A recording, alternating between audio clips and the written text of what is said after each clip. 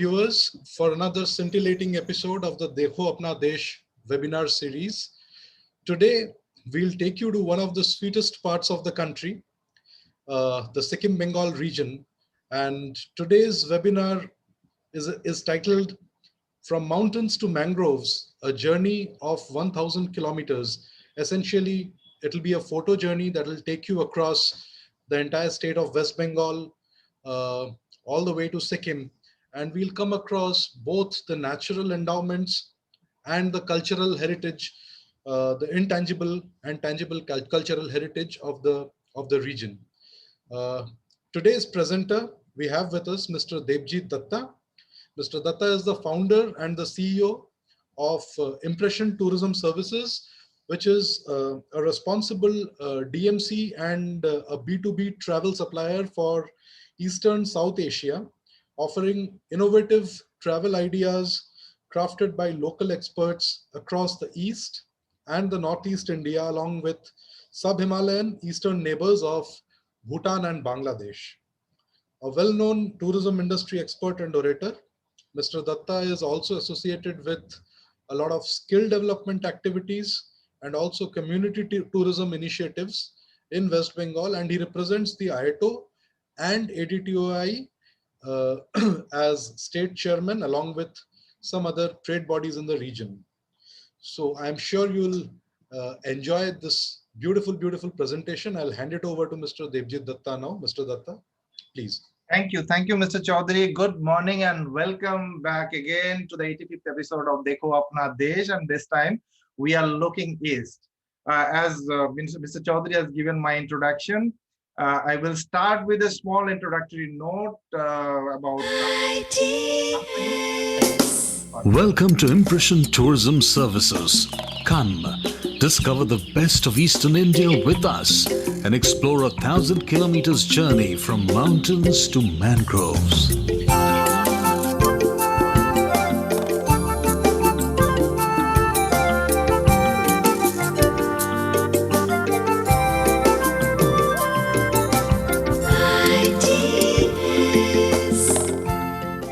So it's been 20 years in selling experiences, handcrafted experiences with amazing stories across Eastern South Asia and the sub-Himalayan eastern neighbors of Bhutan and Bangladesh.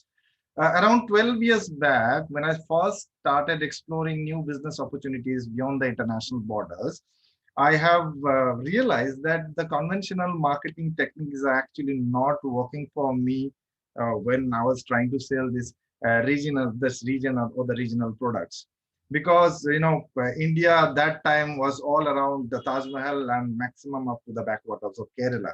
This is primarily because of lack of regional destination branding.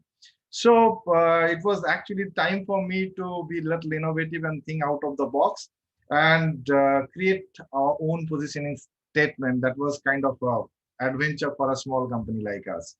So I started working on those on a long-term image building brand campaign, and then create our own positioning statement.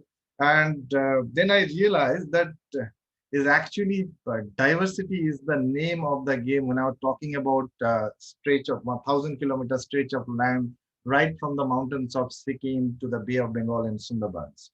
So from mountains to mangrove, this stretch of 1,000 kilometers offers a huge, experiences, World Heritage Sites, and of course, two unique selling points, Himalayas and the Ganges, because all over the world, if you go and speak about Himalayas or Ganges, people immediately know what we are talking about.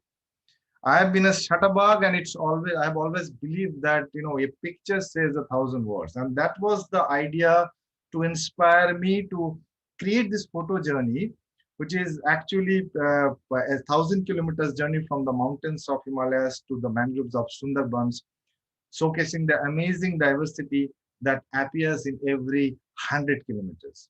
Now, most of the photographs that we see is actually, my photographs, and some of the photographs I've used from my, collection. And there's a pointer in the map which actually, tells you where exactly you are traveling with me without even looking at the Google Maps. Initially, I've started I have printed this entire photographs in a form of the postcards. I have this postcard and we have a quiz today, and then whoever gives the correct answer, I will promise you to send you a copy of this postcard. And of course, I have selected an very interesting handicraft from Bengal. This owl. This is a 300 years old tradition, and that actually is a storytelling owl for my photo journey. So let's start our journey, starting from the Himalayas. 28,000 feet above sea level. This is the third highest peak in the world and highest in India, and this is Mount Kanchenjunga. And from entire region, from entire part of Darjeeling Hills and Sikkim, you get, this is the most interesting and the biggest attraction across the region. Uh, Sikkim, talking about Sikkim, Sikkim is mostly famous for its natural beauty and orchids. There are 108 orchids available in Sikkim, and Sikkim is now the highest orchid producing state in the country. So visiting Sikkim, of course, you can go and explore valleys and flowers, and of course the orchid sanctuary. You can even have orchid sanctuary tours, and like Singba Rhododendron Sanctuary. The sanctuaries are very interesting here. This is a wildlife sanctuary which is above 12,000 feet to 14,000 feet. We have another wildlife sanctuary which is floating in the northeastern part, but I will speak to you about that in some other time. Buddhism is another interesting experience. Buddhism has been brought here by Guru Padmasambhava more than 400 years ago. It is one of the among the two major sects of Buddhism across the globe, and it is primarily its influence there in the South and Southeast Asia. Almost 53% Buddhists are actually the practitioners. So we have a lot of monasteries all across this Darjeeling Hills and Sikkim, and each monastery comes along with its own culture, people, and the lifestyle and interesting stories. And for example, this is Remendu Monastery. It's in a village called Remendu, which is almost about 10 kilometers from the Rumtek Monastery, which is again 30 kilometers from the Gangtok city. Now, this Remendu is a Lepcha village, and Lepchas are the aborigines of Sikkim.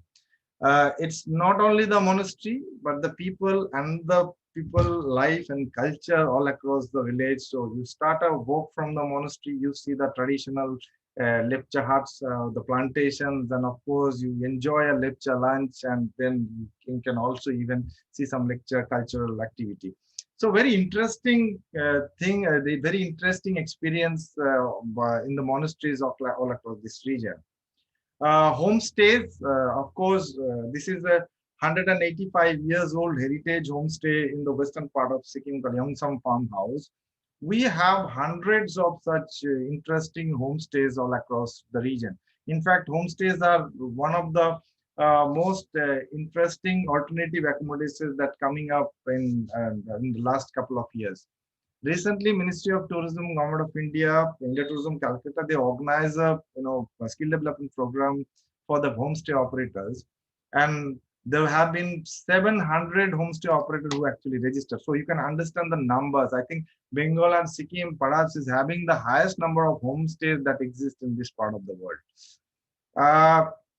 Coming down to the highest point in Bengal, Sandarfu, these are actually Land Rovers, and almost 20%. These are, Land Rovers are actually British off-road vehicle, and this is Series 1, which was actually built during 1948 and 1950s.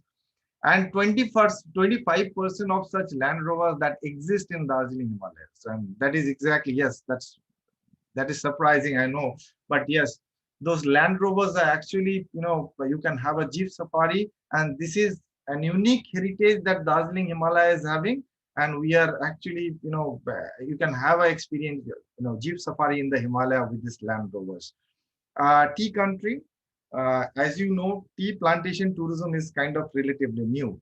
Tea history started around 1849 with the British East India Company, the first tea garden started. And today, India falls amongst the largest tea producers in the world. And as I've told you, plantation tourism is coming up like anything. We have colonial bungalows all across that region. And you can actually stay in a bungalow, visit the plantation, visit the factory, take part in the tea tasting session. We have a very interesting book that has been published recently by Intac and West Bengal Tourism. It's called the Bada Bungalows of North Bengal, and it has got the detail of all the tea gardens that exist in that part of the world. So very interesting experience, not only the tea processing and plantation, but also staying in a colonial bungalow. This picture has been provided by Husna Tara Prakash of Glenman Tea Estate. It's an amazing tea garden bungalow that is there near Darjeeling. Uh, Trekking in Himalayas. I don't know how many of you actually know that we have wonderful trekking routes. In Darjeeling Himalayas and in Sikkim also. Sikkim, this is kind of for the advanced trekkers, and of course Darjeeling Himalayas Sandakphu, which is basically for the beginners. Interesting, takes you to the highest point of Bengal, Sandakphu. I have a small video, courtesy of West Bengal Tourism, to play to give you an idea about the kind of route that we have. We normally operate say 5 to 9 days trekking program in that part of the world.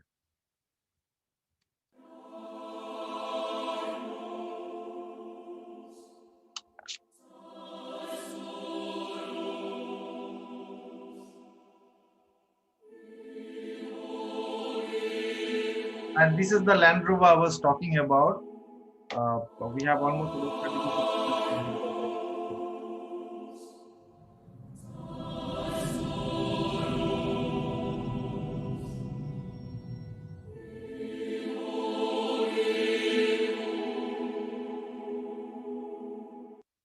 So this is Eastern Himalaya, my friend. Amazing natural beauty that you can explore. The Darjeeling Mail, Darjeeling Himalayan Railway. This is heritage on wheels since 1878, initiated by a British engineer, Ashley Aden. Primarily, Darjeeling was the summer capital of India. So to connect between Siliguri to Darjeeling, this toy train has been introduced. So this is now an UNESCO World Heritage. As I've told you, there are two UNESCO World Heritages in this stretch of 1,000 kilometers. One is this Darjeeling Himalayan Railways, another is this Sundarbans, and lot of deserving heritages like this Land Rover Series 1 Land Rover, and which is there in Sandakphu near Darjeeling. So toy train is not just to take a joyride. No, I think there are a lot of activities that we offer along with this heritage. Visit the workshop in Tindoria, or visit the museum, know more about the stories behind this wonderful machine, and then take a ride, and you will have a memorable experience, I can guarantee. Coming down to the sub-Himalayan parts of Bengal, we have 8 wildlife reserves and national park. This part of the world called Duars, and primarily because of the numerous road connection between the neighboring country of Bhutan. So Duars. So Duars offers an amazing diversity of flora and fauna. This is one on rhino. You will be surprised to know that 40% of the wildlife sanctuaries are actually in Eastern India. And that's an amazing fact. Even Eastern India is having the highest concentration of tribal community. There are 685 tribal communities that exist in Eastern India. What an amazing land to explore.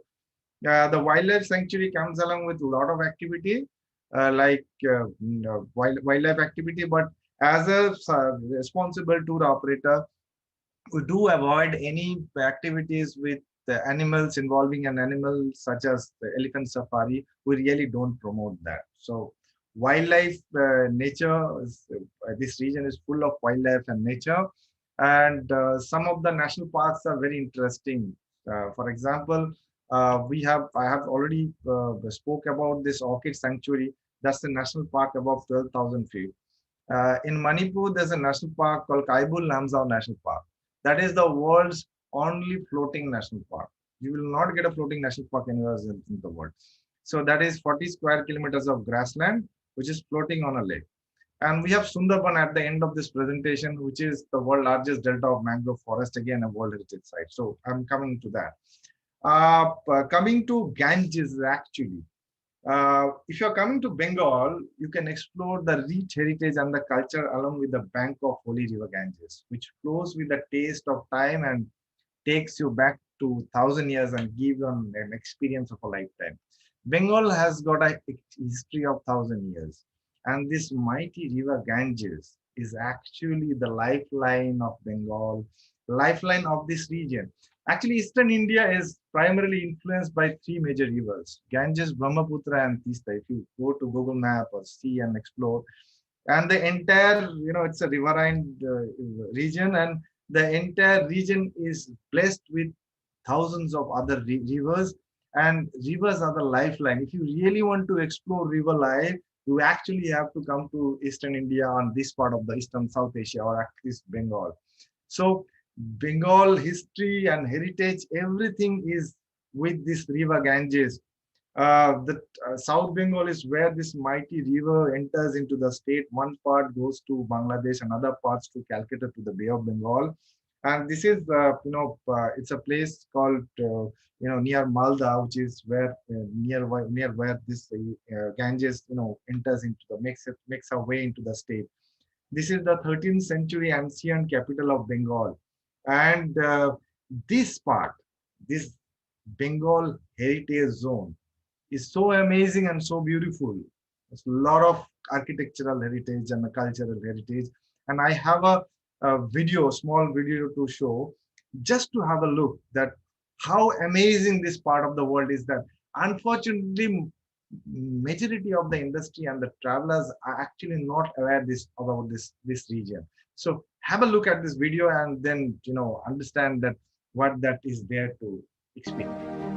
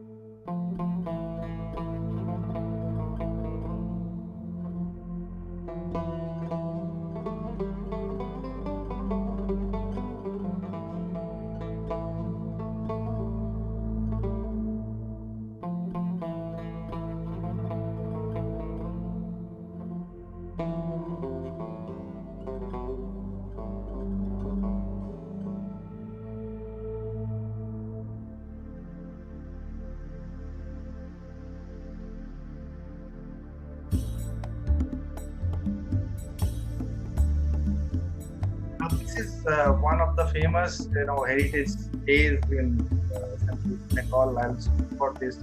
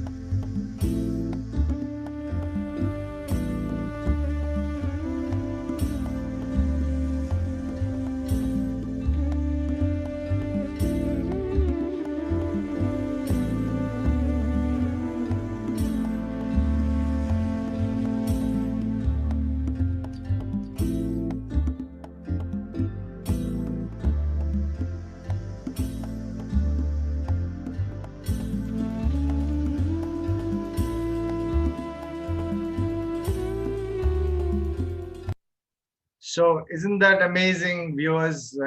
Murshidabad, this is the Hajardwari Palace in Murshidabad, which is the Palace of Thousand Doors, and which was the last independent capital of ancient Bengal before the British took over. So this is an amazing area to explore with the treasure of heritage and architectural heritage and cultural heritage. And if you think that the heritage stays only exist in the northern part of India, you're absolutely wrong. We have a lot of these palaces which has been now been converted to heritage stays. This is Badi Koti in Murshidabad. In the video you have seen the Kashim Bazar Rajbadi. We have the Rajbadi Bawali, famous Rajbadi Bawali, very close from Calcutta. It's around 30 kilometers from Calcutta. A lovely property. So heritage stays. If you are coming to Bengal, exploring Bengal, you must stay in a palace like this. In fact, Bengal is full of such Rajwadis and palaces. I have a list of 53 such palaces spread all across the state. And this palace, we are trying to, encourage these people to be a part of the tourism industry and come and, make accommodation for the tourists. So this is the heritage stays in Bengal, the Bengal Heritage Zone. Now, this is another interesting city in the central Bengal. It's got the city of temples. It's in Vishnupur, this has got 30 terracotta temples built in 14th century by Malla dynasty, and there are 30 of them. Vishnupur is a wonderful small city with a temple like this, with a terracotta temple in every corner of the city. So it's an amazing place, very close to Calcutta, and it's an amazing, city to explore. We have wonderful hotel in Vishnupur, like Annapurna Hotel, and you can visit villages like Bigna, were famous for bell metal work, or like Pachmura, were actually famous for terracotta, and of course, the Vishnupur is silk, at a textile, very famous for textile and culture, the Vishnupur Gharana of music. Amazing small little time with the treasure of heritage, be it a tangible heritage and an intangible heritage, and of course the temples to explore. This is Vishnupur, and of course one very interesting region is called the Little Europe in Bengal. You must be wondering what exactly is Little Europe in Bengal. Let me tell you, in early 17th century, the European, they started coming here. This region was very rich in pottery, spices, indigo, jewelry, cotton. So the European, they start coming here and set up trading posts to buy these things, to take that back to Europe. The first European colony to obtain permission to set up a trading post was in Bandel. There's a city called Bandel. That was those are Portuguese, and followed by Dutch in the Chuchura and Danish in Srirampur and French in Chandanagar. This is a picture from Chandanagar, and of course, finally, British in in Kolkata. So this entire cluster of colonies is very in a very close proximity from Kolkata, and you can go and explore that in a day and come back, or you can stay. In fact, Srirampur, we have some very interesting experiential stays and heritage stays like Denmark Travel, which is in Srirampur. which is perhaps the world oldest hotel that exists and now being managed by Park Hotels. So, amazing journey across this region to explore the architectural heritage and, of course, cultural heritage all across this region. And finally, in Kolkata, in 1690, one British tradesman called George Charnock first arrived in the bank of River Ganges in a village called Sutanoki and started a trade post. That was the first British trade post, and finally that become the powerhouse of, they used to, the British East India Company used to rule the entire India from Kolkata. So Calcutta is an amazing city. Most of the people think that Calcutta is just a transit city to, like, come and stay, or as a business city. It's not actually. It's the cultural capital of Bengal. The people life, the heritage, the architectural heritage in Calcutta, it's amazing, that we can see. And there are a lot of activities that we can do in Calcutta. Story walk and city walk tours are now very famous in Calcutta. So we have heritage building walk tours, Kanti River Bridge walk tour, flower market tours, book market tours, world's largest street market tours. So different type of tours are there. You can always, have a cruise on river Ganges and experience the river life, because Ganges is very important river for all of us in here in Bengal, and Ganges I've already explained. And of course, we have a double-decker bus which has been introduced recently by West Bengal Tourism to do this heritage tours in the city of Calcutta. So, lot of interesting, activities that can be done in Calcutta. It's not just a overnight stay, overnight in a city to stay overnight, but you can stay at around 3 or 4 nights in the city to experience as many activity as possible. People, life of culture, everything around Calcutta is amazing. So this is Victoria Memorial. It was built in 1904 by George IV in the memory of Queen Victoria. And of course, time machine. These are actually trams we can see in the streets of Calcutta. These are actually trams, which is, Calcutta tramway is basically Asia's oldest tramway. And we still have trams which are actually 70 years old that we call a time machine. A tram ride and a heritage tram ride is really an interesting experience in Calcutta to explore. So this is, ladies and gentlemen, Calcutta is all about. I believe Calcutta perhaps the most interesting destination to explore in the entire region. And while I speak, don't forget to look at the map. The triangle is coming down, so we are almost at the end of our journey. And I have to say about the festivals in Calcutta. The Great Autumn Festival, the biggest carnival of on this art, is Durga Puja. If you have not seen Durga Puja, you have actually missed something very important in life. You have to come and see that how an entire city becomes an open art gallery. It's an amazing, example of craftsmanship.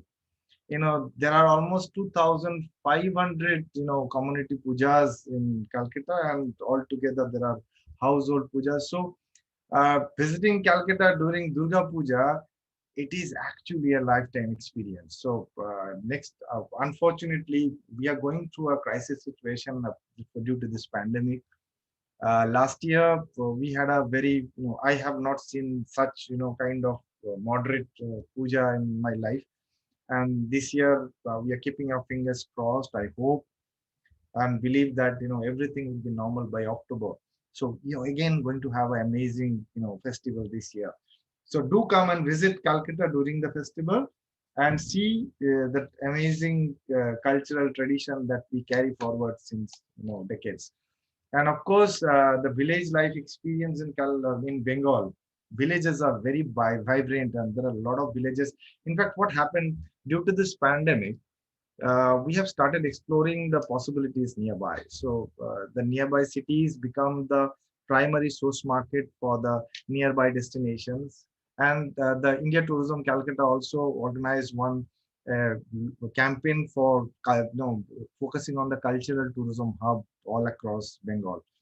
And each of these villages, that comes along with their unique tradition, culture, and art, performing art or handicraft. And this is a wonderful, experience somebody can explore. This is the picture I have taken in Amautpur, a few years back. And you must be thinking that why this facade, and I'm talking about the villages.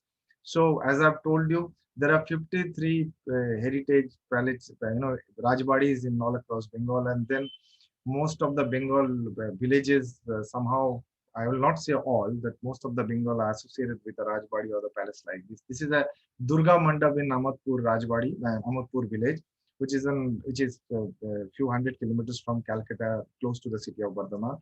So, village life experience is definitely one of the most interesting activity that can be, that we can offer in Bengal. If you have not seen a villagers, if you have not seen a village in Bengal, you actually miss something very important. And finally, the world largest delta of mangrove forest. I have told you that we have two World Heritage sites in West Bengal and in this region. One is the toy train, the Darjeeling Himalayan Railways, and the second is the Sundarban. It is the world largest delta of mangrove forest, 2,684 square kilometers of mangrove, uh, to almost 200 tigers, 104 islands crisscrossed by thousands of river branches. It's a natural river system. If you have not seen Sundarban, don't think it's a national park. That's why I've told you that there are some amazing national park and wildlife sanctuaries in East, and this is this. You cannot walk down or take a jeep safari inside the park. You can actually have to explore the entire park on a boat. I have again a small video to exactly give you an idea about how Sundarban is.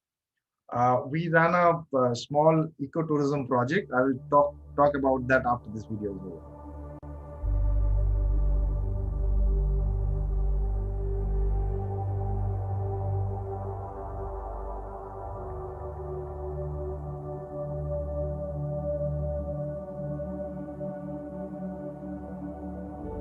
This is the low tide and high tide.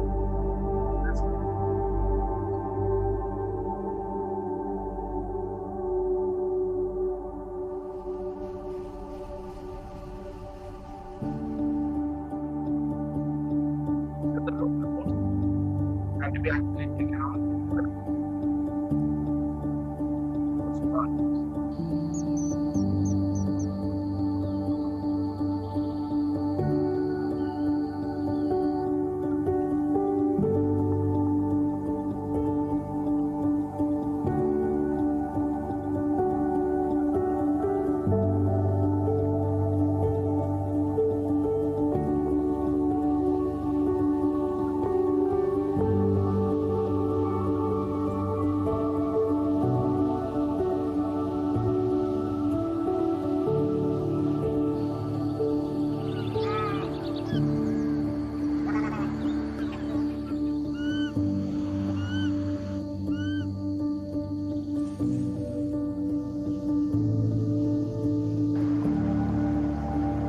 Majority of the people in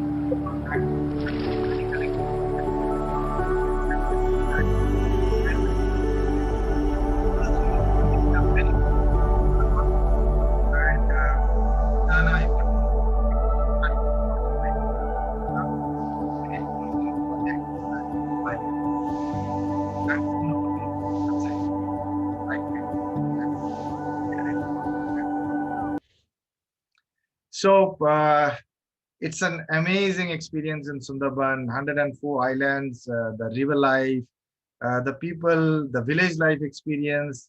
As I've told you, the majority of the people, honey collecting, wood cutting, and fishing is the primary occupation or the source of livelihood. And we are doing, the tourism is coming up in a big way in Sundarbans. Of course, responsible tourism, because sustainability is a very important factor in a destination like Sundarban. We are associated with a community tourism initiative called Tora Eco Resort and Life Experience Center, which is a village eco-village tourism project. We offer accommodation in mud huts and give you an opportunity to explore the, this World Heritage site. So that is the, that is what we have here.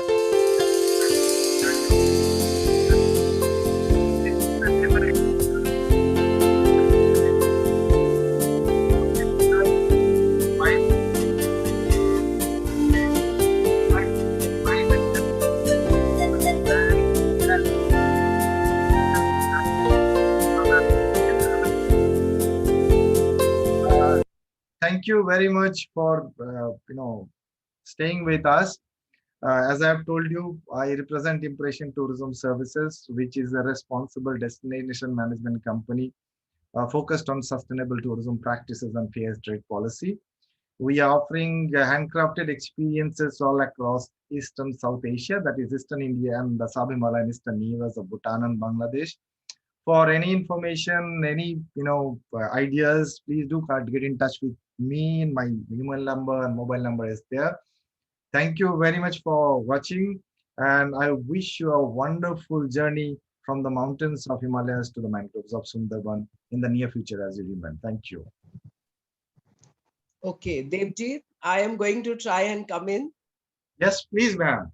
for a very quick. I was actually busy with something else, but I could not resist because so many lovely, lovely pictures. And I Thank you. started getting comments on the side that how soon can people start to travel in, well, I guess these are difficult times, so we have to wait for travel to really begin very briskly. But in terms of the homestays, and the question that people have asked is that most people, do they know the protocols, particularly in the times of COVID? You mentioned about the workshop that happened in Darjeeling that was taken up by the regional director, East, Mr. Chaudhary himself, in fact, a hugely successful workshop. But how do we, sort of make further sure that the protocols are really kept in mind? Madam, that clinically fit service was the first priority for the industry since day one when we had this pandemic, because revival was important, and we realized that people are looking for sanitized, clean, and clinically fit accommodation and service providers. So we have a lot of workshop, online workshop. Ministry of Tourism, Government of India, India Tourism Calcutta, they have done a lot of online workshop. I was personally associated with that. Even in the beginning of March, we have done skill development program in Sundarbans for the hotels, lodges, and homestay operators. Almost 100 operators were there. So this initiative started since the beginning of this pandemic, and through online, directly at the spot. So this has been going on because it was a question of survival. So the demand is for clinically fit service, and industry needs to ensure clinically fit services. So I can assure all my viewers, everybody, that every single homestay operators, lodges, and hotels, they know the difference between cleaning and sanitizing, and they are ready to welcome once this crisis is over.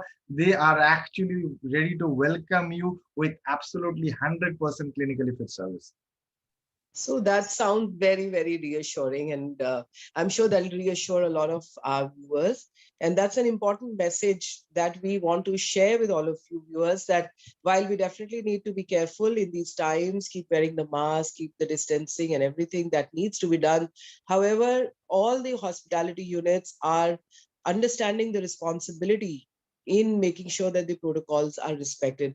The other question, Devjit, a lot of people were asking about was around the trekking, that if they go trekking, what are the kind of stay options that they would have?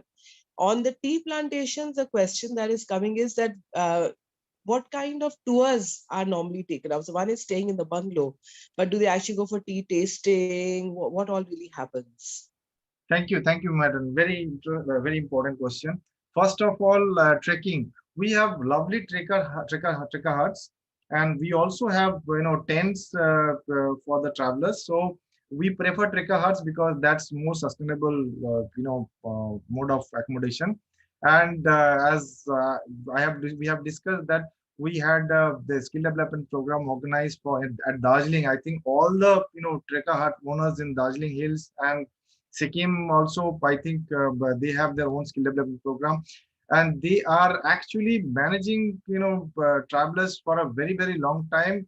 Very nice basic accommodation they provide, And recently, all these skill development program, they are absolutely safe and nice place to stay. That much I can assure. In fact, I can share one, one information that I was doing a study because I had some request from the High Commission of Australia.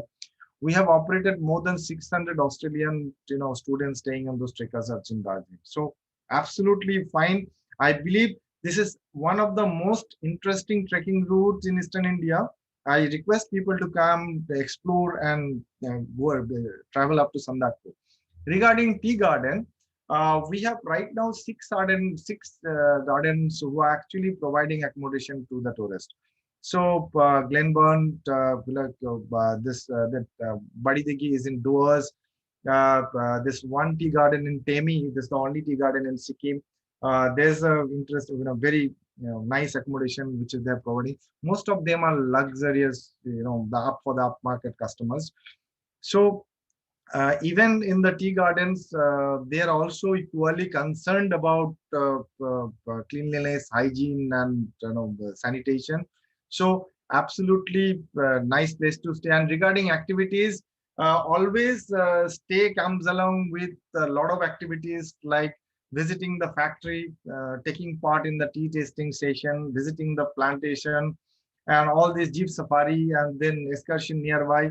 One very interesting fact about the tea gardens, that when the East India Company started this plantation in Darjeeling Himalayas, they brought all these laborers from neighboring state like Bihar, Odisha, and all the neighboring state. They actually got these laborers. Now they have been staying there for since generations, and they grew up a mixed culture. So that's a very amazing thing to explore, I think, in any of the garden. And every tea garden stay is definitely associated with the activity in terms of tea plantation. So definitely, if you are not staying in a tea bungalow and experiencing the champagne of tea, that is how world knows Darjeeling tea. That's the most interesting experience. Thank you, madam. So other question, and that question will go for you also, Debjit, and also for Sarthik, that you showed us a lot about the baris, the heritage bungalows, the old zamindar homes that have been restored. So how does one access them? And again, do they come with their own storytelling? Or is there a whole trail? I know you are going to tell us one part, and I'm going to ask Sagnik after you share with us as to what all Sagnik has been doing in that area. So we have Mr. Chaudhary and us. We have done two wonderful webinars actually in the recent past, last year. We have done one on the heritage stays in Bengal, relive the bygone era, and another one, the heritage tea trails. Now, in both the webinars, we actually have the owners come and share their experiences. What I find is all those, we have almost six heritage stays in South Bengal, and six tea garden, bungalows in North Bengal. These all property owners are very passionate about tourism, and they are actually they themselves associated with the operations and everything. So they ensure that every client, every traveler go back with a memorable experience in terms of all those activities that they offer. I think Mr. Chaudhary can enlighten us more on this. Yes, indeed. Each of these heritage stays, heritage properties have their own little way of telling their guests the stories from the days bygone. Some have so much to do with the days of the Raj. There's in fact what is called a Neel Kothi, what was an indigo koti, so those are heritage stays from the 18th century, as long back as the 1700s. So there's a different feel altogether in those properties. Now, when we planned our Incredible India weekend getaways, the South Bengal part of the campaign, a large focus of it was on the district of Murshidabad. And I'm happy to share with all our viewers that we actually noticed that the occupancy in the hotels, and I'm not talking about the homestays in the villages in which we did the campaign, I'm talking about the hotels in nearby towns, including Murshidabad, actually registered at a whopping 90% during those 1.5 months. So yes, definitely we have given a lot of visibility. These hotels included the heritage stays that we just spoke about. So yes, indeed, there has been a great knowledge sharing with the tourists, and we are trying to promote it across various levels. Um, Bengal, like Mr. Datta said a while back, is second to neither Rajasthan nor Gujarat in terms of heritage stays, in terms of palaces, in terms of mahals. But unfortunately, the same has not been projected the way some of the other states have been successful in projecting them. So our effort is to actually bring these to the fore, to bring the heritage of Bengal to the fore. We have curated a circuit which is almost a 200-250 kilometer circuit, connecting from the northern part of Bengal down to the southern part. And there are 8 to 9 of these heritage stays along that circuit. So any interested tourist can actually get in touch with any of our approved tour operators who all have this information, and they can actually live that experience. So far we have done this, and we plan to do more in the very near future, ma'am. Yeah, Sagnik, so I'm going to in fact ask you to comment on two more aspects. In fact, if we look at Bengal viewers, as Sagnik rightly said, there is nothing that there is not there. In fact, it has some more unique things because the mangroves in Sundarbans is something so unique to Bengal. We don't get those kind of mangroves, I think, anywhere else in India. We remember that there was a river cruise that happens from Calcutta, and we had done a webinar on that. Also, it would be nice to share some of it with the viewers because some may not have logged in at that point, and that's a very different experience. And how you actually see Ganga, the way it flows, and then you get into the mangroves, and also the whole narrative that you have tried to work on in terms of the rural Bengal. And in January, it was a matter of great pride for us that one of the Pattachitras in one of the events that you did in rural Bengal actually sold for 2 lakh for a local artisan. And in fact, the Honorable Prime Minister himself in his Man Ki Baat on 31st January made a mention of that. And so that tells us the kind of potential there is and how we need to, you rightly said, it hasn't been showcased enough.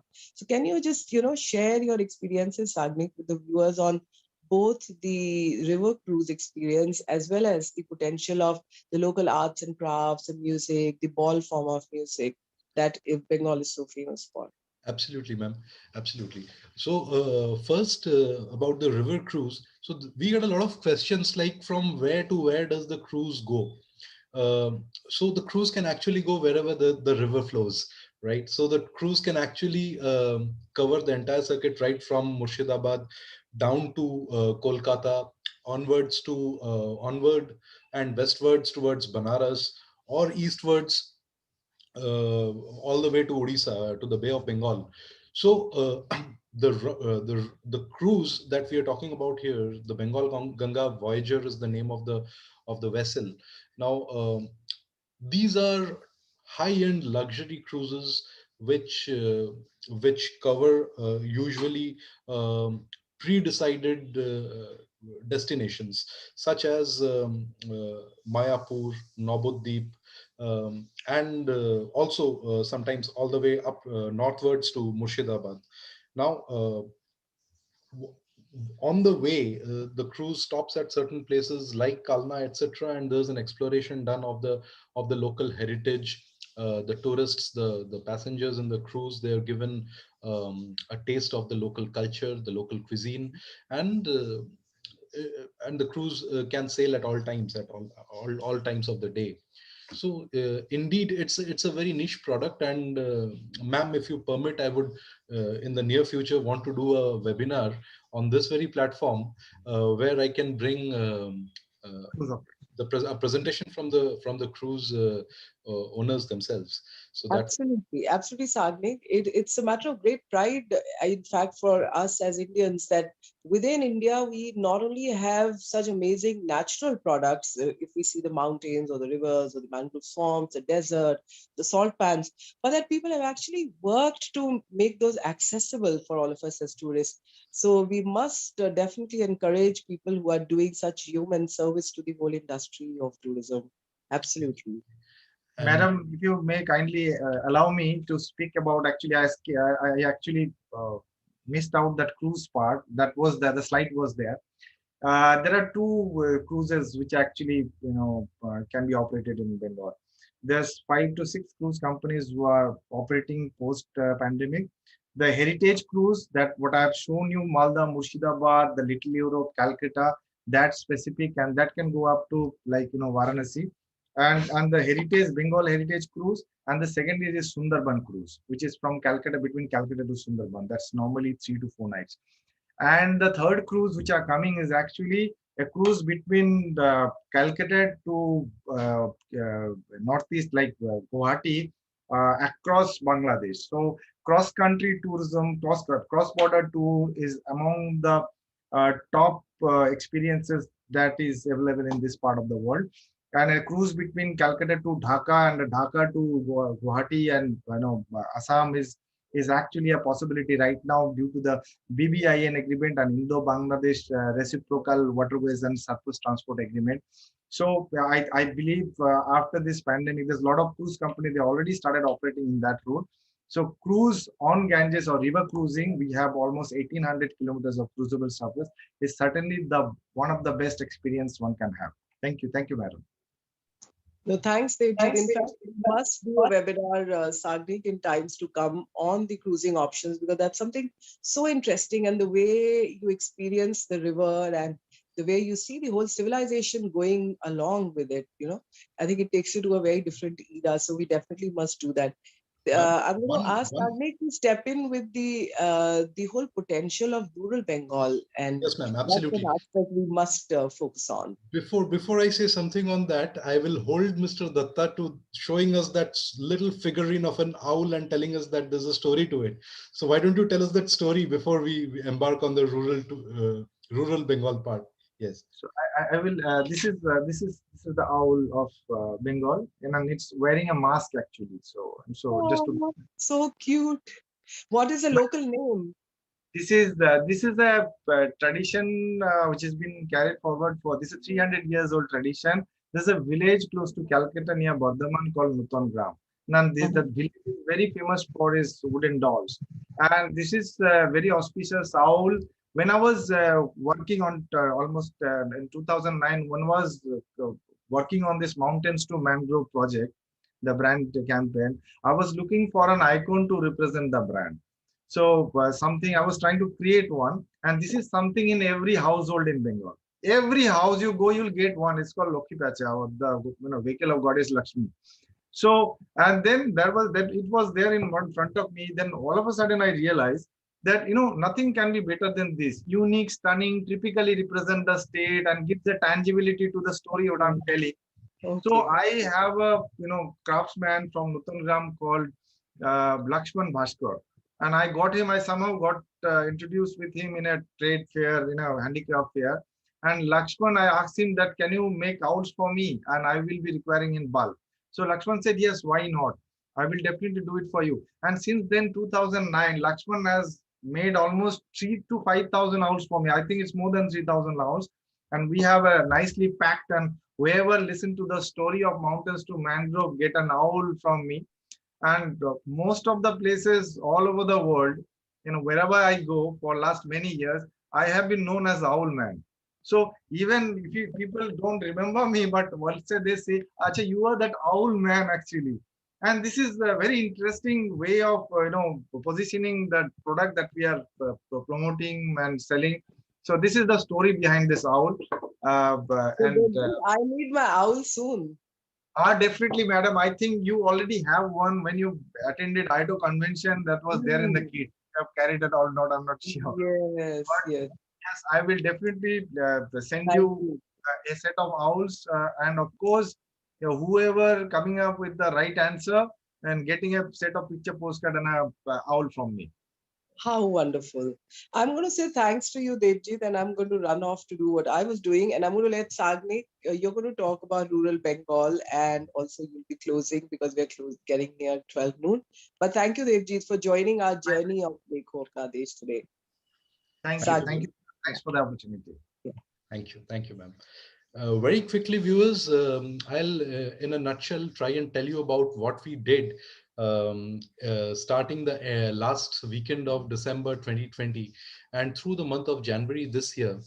Um, we actually have always known that there's tremendous intangible cultural heritage all over the state of West Bengal. However, that cultural heritage perhaps has not been, shared as a product or showcased enough to our urban populace. Uh, so we made an effort of creating weekend destinations at the various villages in which these performers or artisans actually stay, they live. And for example, there's a village in West Midnapur district of West Bengal, which is called Pingla. Now, Pingla is very famous for a craft called Potochitro or Patachitra, in which they use organic chemicals, organic paints, organic brushes to make these beautiful paintings that are also on an organic surface. They can be on any surface, but they are usually traditionally on an organic surface like a canvas or a surface made of leaf. Similarly, there's a village in Purulia district called Chodida, which is very famous for its mask making. um, Joydev Kenduli is the name of a village in Birbhum district, which is the cradle of Baul music in India, the Baul cult. Sundarbans has its own culture. They have something like a theatrical rendition, which is called a Bonbibir Pala. There's a very powerful theatric expression in village theaters in a village called Tepantor in Paschim Bardhaman, West Bardhaman district. Murshidabad, or for that matter, the Chau village of Balrampur in Purulia, or like Mr. Datta in his presentation spoke about Bikna, which is famous for its dokra and terracotta art. That's in Bankura district. So Then traditionally there has been so much of intangible cultural heritage around us all this while. Unfortunately, we have not been able to showcase them enough. So our idea or our endeavor was to actually showcase them to the tourists. So we curated these events in which these artisans, these craftsmen, these performers would actually perform in pre-identified slots, and um people from the cities nearby could actually drive down for a couple of days during the weekend and stay at those locations in hotels or in homestays and actually be a part of those workshops, be a part of those performances, and buy indigenous arts and crafts from the local villages. That actually turned out to be a stupendous success, and people made a sale of close to 1.6 crores during those 4 weekends. Like I shared with you a while back, occupancies in hotels around the area went up uh, hugely. So it was a great success, and we aim at replicating this effort this year as well.